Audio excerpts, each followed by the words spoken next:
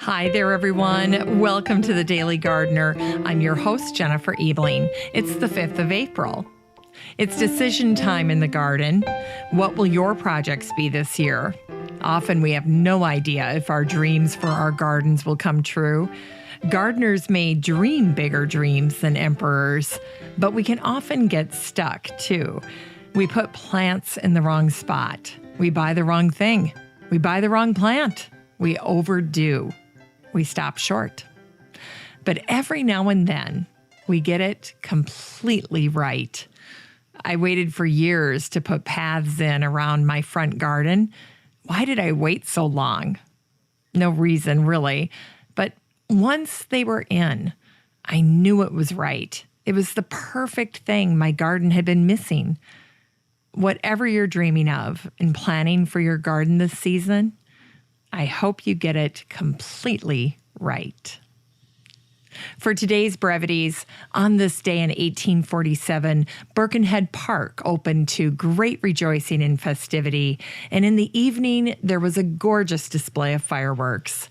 That day in Birkenhead was observed as a holiday, and the workmen at the Birkenhead Docks, 2,000 in number, each received a day's wage. Later in the evening, a ball and supper took place in the dock warehouse. Designed by Joseph Paxton, Birkenhead was the first publicly funded civic park, and it inspired New York's Central Park. The day of the grand opening, Lord Viscount Morpeth gave the commemorating speech, gushing, "We have seen something this day beyond even the dreams of Venice." See, there's that big dreaming again. In a few weeks, on April 23rd of this year, there will be a presentation hosted in conjunction with the Friends at Birkenhead Park. For over 2 years, plans have been developed to secure Birkenhead Park's listing as a World Heritage Site. The presenters for this event include Professor Robert Lee of the University of Liverpool's Department of History.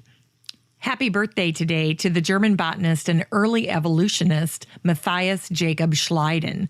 Schleiden was the co-founder of cell theory, and he was the first person to recognize the importance of cells in plants. It was Matthias Schleiden who said, "Youthful fancy lends to the rock, the tree, the flower, an animating genius. And in the thunder, hears the voice of God. Then comes earnest science, stripping nature of that inspiring charm and substituting the unvarying law of blind necessity."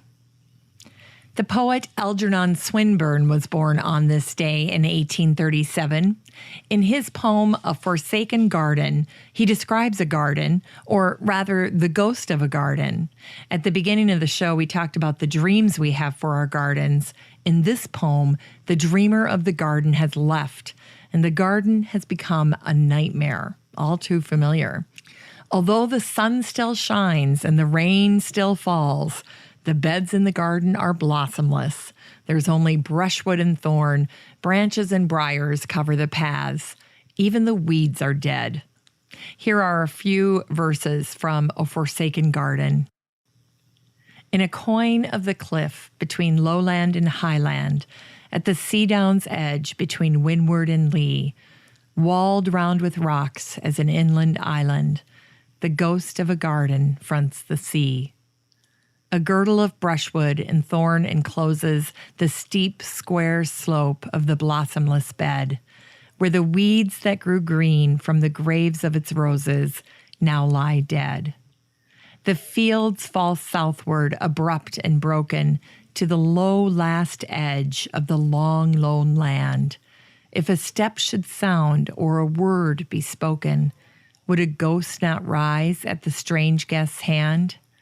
So long have the gray bear walks lain guestless through the branches and briars. If a man make way, he shall find no life but the sea winds, restless night and day.